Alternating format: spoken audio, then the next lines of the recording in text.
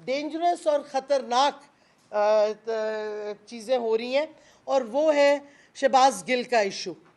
देखें, शहबाज गिल ने एक स्टेटमेंट दी, और बाय द वे उन्होंने वो जो फ़ोन का शोशा छोड़ा हुआ है इस इम्पोर्टेड हुकूमत या न्यूट्रल्स या जो भी पीछे हैं कि जी फ़ोन चाहिए, उसका फ़ोन चाहिए, जो उसने रिमार्क्स दिए वो तो उसने लैंडलाइन पे दिए हैं ARY को। वो लैंडलाइन तो नहीं छुपी हुई, आप ट्रेस करें लैंडलाइन।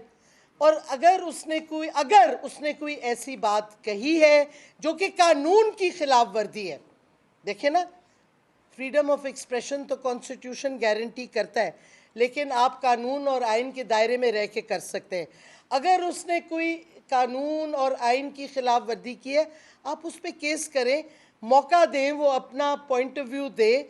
अगर उसकी गलती साबित होती है, कानून के मुताबिक उसको सज़ा दी जाएगी।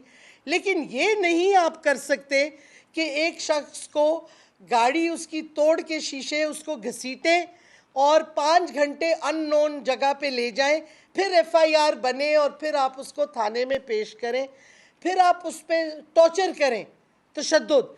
और हमने देखे हैं जो मिले हैं हमारे, ख़ास तौर पे वकला, जब वो सेशन कोर्ट आए हैं, उनके पूरी बॉडी पे निशान है टॉर्चर के। ये किया गया उन पे, उनको पानी नहीं पीने को मिला, सोने नहीं दिया। और कल खान साहब ने अपनी स्टेटमेंट में, आपने सब ने सुना होगा, पब्लिक है, कि उनको स्ट्रिप नेकेड करके मारा गया है।